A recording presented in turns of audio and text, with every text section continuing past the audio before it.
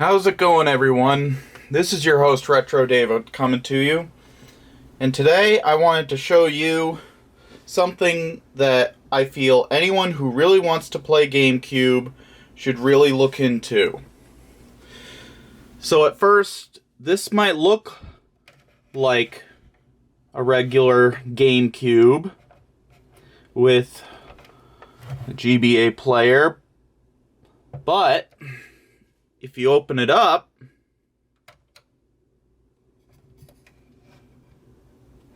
it's an SD card reader. And you've probably seen this thing many times on YouTube. It's called the GC loader. And what it does is essentially it removes the optical disc drive from your GameCube and replaces it with a special little board called the GC loader. And then on top, I've got a little 3D printed thing from a company called Laser Bear Industries, which just makes a little plastic extender so that there's not a giant gaping hole in your GameCube.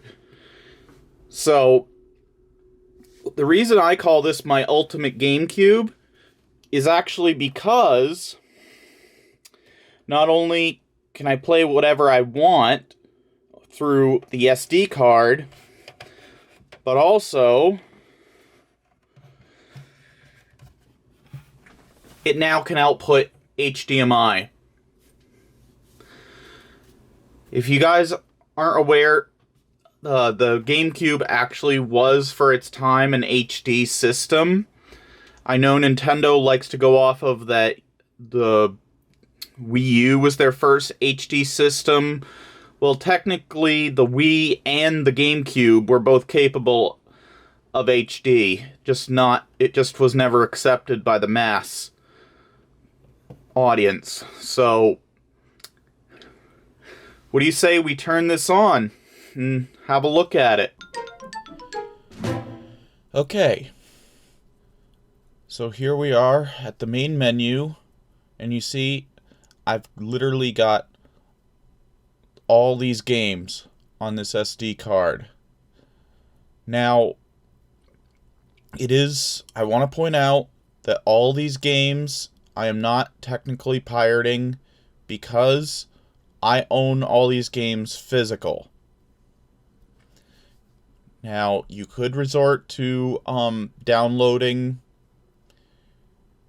games that you don't own, but I would not encourage that. You could really end up in a world of trouble. So let's start up Metroid. So let's think, what are some reasons you would want to do this? Well, first and foremost, we live in an HD world, and composite cables just look terrible on HD televisions. Trust me, I've tried it myself. They look terrible. Well, the Eon is an easy one to justify getting, even though it was the most expensive part, because all the Eon does is output the component cable resolution through HDMI. Now, granted, you have to have an original model GameCube in order to use it, but I still think it's a viable solution. 2, game preservation. Believe it or not, GameCube games are getting harder and harder to find, and they're getting super expensive, as well as, if you do find them, very often you can't play them. Like, I own a copy of Sonic Adventure DX for the GameCube, and the disc doesn't read. There's nothing wrong with the disc. It's not beat up. It looks all nice, but it just doesn't read. And it wasn't my GameCube. And that's another reason. Disk drives are very prone to failure eventually. Eventually, disk drives will just stop reading disks. It does not mean that your system is bad. It means that the disk drive just no longer works. And can we just acknowledge the elephant in the room? Have we ever seen GameCube games look this good? I don't think so. I'm used to seeing GameCube games, you know, in a 4:3 aspect ratio due to using composite and them not looking very sharp and kind of dull. But I have absolutely no regrets doing this. This is not my original GameCube. This is a secondary GameCube that I got off of a antique store that was going under. And they said, give us $10 and you can have it. So I don't know what it is with my luck. I found my Laserdisc player for $10 and they soon went out of business afterwards. And along with this GameCube, I actually picked up for $10 as well 2 fat PS2s, and they work, but they can't read discs. So we'll get into that in another video that I have coming up. That will probably be my next one, showing off my modified PS2. So basically this is not emulation. It is a what is called a optical disc emulator. So it's basically playing the games as if it's a disk drive, but it's not a disk drive. It's hard to understand exactly, but thanks to the Eon as well as the SD cards, I think the games, they load faster, they save faster, they look better, they run smoother. So there are numerous reasons that you would want to put this on your GameCube. And a lot of other YouTubers did before me. They got the early model, where I'm glad I didn't get the early model, because that required taking apart your entire GameCube and soldering a ribbon cable.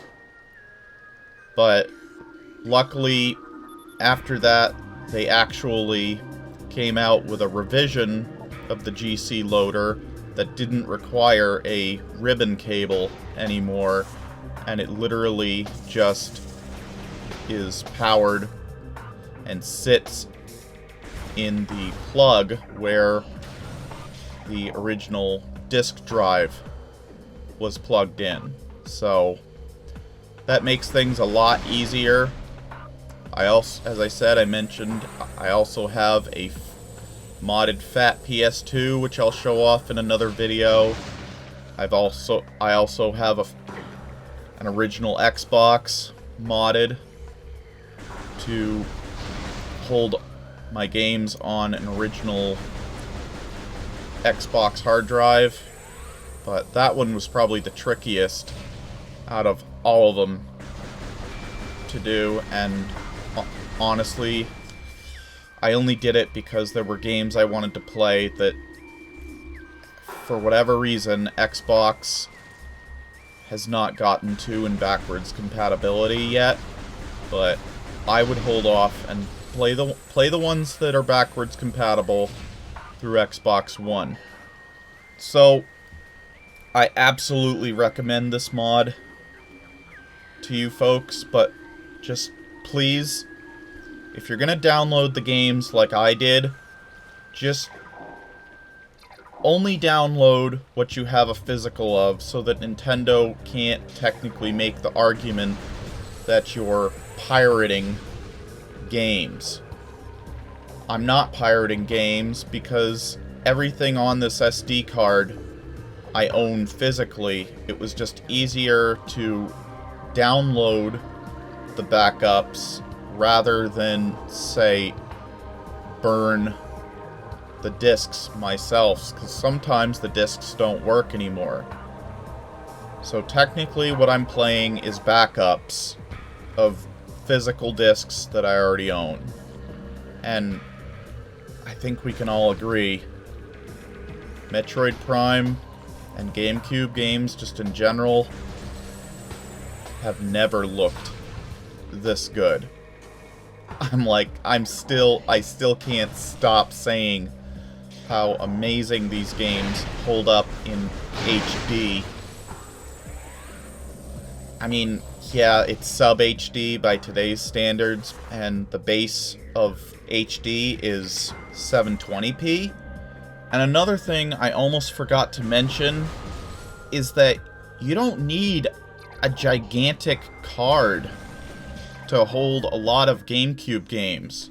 If you get like a I have a 120 gigabyte card in the GameCube, and it's only half full with all these games that I have on here, because GameCube games literally are only about 1 gigabyte per disc.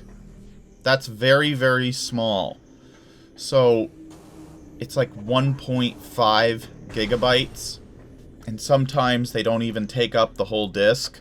So if you can find a good-sized SD card and you only have a small collection, you're gonna have plenty of room to spare for years, because I'm mainly trying to focus on the only on GameCube games, because while GameCube does look better than the PS2, it's either on par or a little bit beneath the original Xbox. Generally, the original Xbox has the best looking versions and running versions of games at that time. So I'm mainly focused on games that are either exclusive to GameCube or on games that never came to Xbox but came to both PS2 and GameCube. So I choose the GameCube version because it's the superior looking version. I have a long way to go. I have about 50 games on my SD card, and that's probably about how many GameCube games I've collected over the years, and I have no regrets doing this at all. I feel like this was actually a really good thing. I feel like anyone who's serious about preserving games and wanting to play old games on real hardware should look into things like this. I have another system being modded for me, which as soon as it gets back, I will be doing a video on that. But we definitely need more retro system mods to take SD card readers. I'm gonna try and get the one for the Dreamcast, and we definitely need more HDMI solutions for older consoles, and I cannot wait to get my hand on the Retro Tank 5X. I currently have the Retro Tank 2X Pro, and I love that thing, but it's pretty useless against original Xbox and PS2, and as of right now, plugging component cables into a TV is getting harder, and it's a pain in the butt.